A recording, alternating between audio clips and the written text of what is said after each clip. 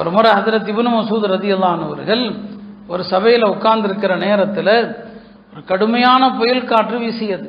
இப்போ மக்கள் பயந்து போயிட்டாங்க. சிலர் சொன்னாங்க, என்ன இவ்வளோ பெரிய காற்று, கியாமத்துக்கு முன்னாலையும் காற்றை ஒரு அடையாளமாக சொல்லப்பட்டிருக்குது, அது மாதிரி ஒரு காற்றோன்னு மக்கள் பேசினாங்க. இப்னு மஸ்ஊத் சொன்னாங்க, இல்லை கியாமத்துடைய அறிகுறியெல்லாம் இப்போ வராது. கியாமத்து எப்போ வரும்? மக்கள் முற்றிலுமாக பாகப்பிரிவினை சட்டத்தை எப்போது புறக்கணிப்பார்களோ அப்போ கியாமத்து வரும்னு சொன்னாங்க. இன்னைக்குள்ள நிலைமையை பார்த்தா கியாமத்து வந்துடும். ஏன்னா பாகப்பிரிவினை சட்டத்தை மதிக்கிறதே கிடையாது. அல்லாஹ்வும் ரசூலும் அவ்வளோ சொல்லி இருக்கிறாங்க. பாகப்பிரிவினை சட்டங்கிறது மதரசாக்களில் ஓதி கொடுப்பதற்கு மட்டும்தான், அது மட்டும்தான் இன்னைக்கு இருக்குதே தவிர பெரும்பாலானவர்கள் அதை கண்டுக்கிறதே கிடையாது. அருமையானவர்களே, தயவு செய்து இந்த சட்டத்தை தெரிஞ்சுக்குங்க. அழகான சட்டங்களை அல்லாஹ் சொல்றான். இப்போ இரவு நேரம் இல்லைன்னா அந்த யாராருக்கு எவ்வளோ பாகங்கள் கிடைக்குங்கிறத நான் விரிவாக சொல்லுவேன். சொல்ல ஆரம்பித்தா பலர் தூங்கிடுவீங்க. அல்லாஹ் பெற்றோருக்கு எத்தனை நிலைமைகளை சொல்கிறான், யாருடைய சொத்துகள் எவ்வளவு, இதெல்லாம் நம்ம தெரிந்து கொள்ளணுமா இல்லையா? அப்போ இந்த சூராவுடைய நிசாவுடைய ஆரம்ப இறுதியில் அல்லாஹ் இதைத்தான் ரொம்ப அழுத்தமாக நமக்கு சொல்லி காட்டுகிறான். இந்த விஷயத்தில் கவனம் தேவை. பாகப்பிரிவினை சட்டங்களை முறையாக செயல்படுத்தணும், தெரிந்து கொள்ளணும். நம்முடைய ஹயாத்திலேயே நம்முடைய பிள்ளைகளுக்கு எவ்வளவு சொத்துகள் இருக்குது, நான் இறந்தா மார்க்க முறைப்படி பிரிச்சிருங்கன்னு சொல்லணும். ஒரு மனுஷன் இறந்ததுமே அவருக்கு சொத்து இருந்துச்சுன்னு சொன்னால் அந்த சொத்துல முதல்ல செய்ய வேண்டிய காரியங்கள் 3. அவருடைய அடக்க செலவுகள், கஃன் செலவுகள். அவர் விட்ட சொத்திலிருந்தே தான் வாங்குவாங்க. கஃன் துணி, அடக்க செலவு அதிலிருந்த பண்ணணும். 2வது, இறந்து போனவருக்கு கடன்கள் இருக்குமேயானால் அந்த கடன்களை அவருடைய சொத்திலிருந்து முதல்ல அடைச்சிடணும். 3வது, இறந்து போனவர் வசியத்து செய்திருந்தால், ஒரு மனிதர் வசியத்து செய்யலாம். வசியத்து யாருக்கு செய்ய முடியாதுன்னா வாரிசுகளுக்கு வசியத்து செய்ய முடியாது. ரொம்ப பேர் பிள்ளைகளுக்கே வசியத்து பண்றது. பிள்ளைகளுக்கு தான் வாரிசுரிமை சட்டம் இருக்குது, அது அல்லாஹ் சொல்லி இருக்கிறானே. ரொம்ப பேர் இப்படி சொல்லுவாங்க, இந்த கடை நீ வச்சுக்கன்னு எங்க அத்தா சொல்லிட்டு போயிட்டாரு, இந்த வீட்டை நீ வச்சுக்கன்னு எங்க அத்தா சொல்லிட்டு போயிட்டாரு. இது மார்க்கத்தில் செல்லாது. அவர் இருக்கும்போது உங்களுக்கு உடமையாக்கி எழுதி கொடுத்திருந்தா அது வேறு விஷயம். சொல்லிட்டு போயிருந்தார், என் காலத்துக்கு பிறகு இதை நீ வச்சுக்க, இதை நீ வச்சுக்க, செல்லாது. இது மார்க்கத்தில் வாரிசுகளுக்கு வசியத்து செய்ய முடியாது. நபி ஸல்லல்லாஹு அலைஹி வஸல்லம் திட்டவட்டமாக சொல்லுவாங்க, லா வசியத்த லி வாரிசின். யாருக்குன்னா வாரிசுக்கு வசியத்து என்பது கிடையாது. வாரிசாகாத இதர சொந்தங்கள் இருக்கிறாங்களே அவங்களுக்கு தான் வசியத். ஒரு மனுஷன் இறக்குற நேரத்தில் நிறைய பணம் வச்சிருக்கிறாரு, அவருடைய வாரிசுகள் பிரிச்சுக்க போறாங்க. அவருடைய சொந்தங்களில் வாரிசாகாத சொந்தங்கள் இருப்பாங்க இல்லையா, அவங்களுக்கு எதையாவது கொடுக்கணும்னு நினைக்கணும். அப்படி கொடுக்கணும்னு நினைச்சா 1/3 பங்கு வசியத்து செய்யலாம். 1/3 பங்குக்குள்ளதான் இருக்கணும்.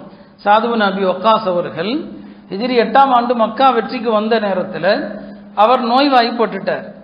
அவரை சந்திக்க நபி ஸல்லல்லாஹு அலைஹி வஸல்லம் வந்தாங்க. அவர் நினைச்சாரு இந்த நோயில நாம மரணித்து விடுவோன்னு அவர் நினைச்சிட்டார். யார்? சாது பின் அபி வக்காஸ். அப்ப நபி ஸல்லல்லாஹு அலைஹி வஸல்லம் அவங்கள்ட்ட கேட்டாங்க, யா ரசூலல்லாஹ், எனக்கு நிறைய செல்வங்கள் இருக்குது, எனக்கு இருப்பது ஒரே ஒரு மகதான், நான் என் சொத்துக்கள் எல்லாவற்றையும் அல்லாஹ்வுடைய பாதையில தர்மமாக நான் கொடுத்துறட்டுமான்னு கேட்பான். நபி ஸல்லல்லாஹு அலைஹி வஸல்லம் அவங்க மொத்த சொத்தையும் தர்மம் செய்வதற்கு எந்த சஹாபிக்கும் அனுமதி கொடுக்கல. மொத்த சொத்தையும் தர்மம் செய்யலாமான்னு கேட்ட யாருக்குமே பெருமானார் அனுமதி கொடுக்கல. நல்லா தெரிஞ்சுங்க. காபு பின் மாலிக்னு ஒரு சஹாபி அப்படிதான். அவர் தபூக்குக்கு போகாம பின்தங்கிடுவார். ஒரு நீண்ட சம்பவம்.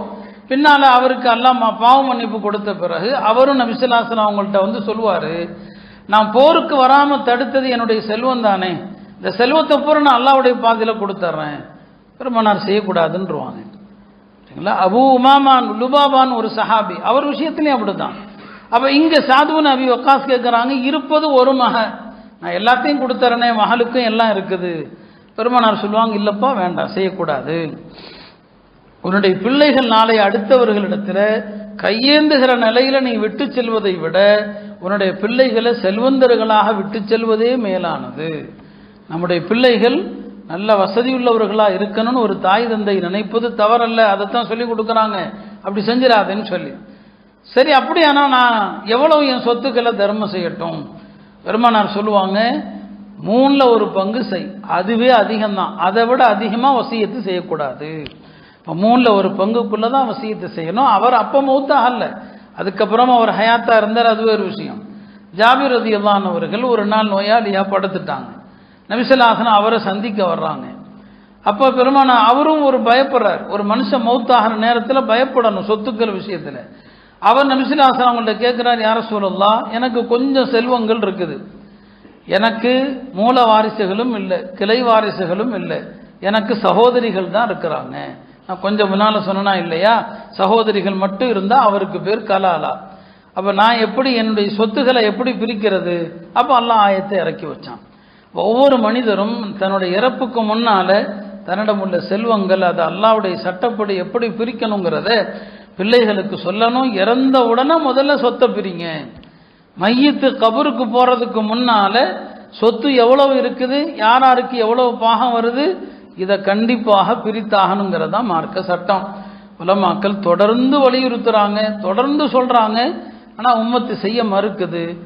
அதனால தான் அல்லாஹ் இந்த அரசாங்கத்தை வைத்து நம்மளை பயமுறுத்துறான். நீங்க என்னுடைய சட்டங்களை மீறினால், இந்த அரசாங்கம் பாருங்க இப்போ எல்லா சட்டத்தையும் பறிச்சுக்கிட்டு தான் வர்றான்.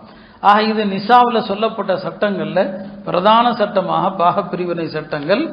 அதை அல்லாஹ் கடைபிடிக்குமாறு சொல்றான். எல்லாம் அல்லாஹ் அதை கடைபிடிக்கிற தௌஃபீக் தருவானான்.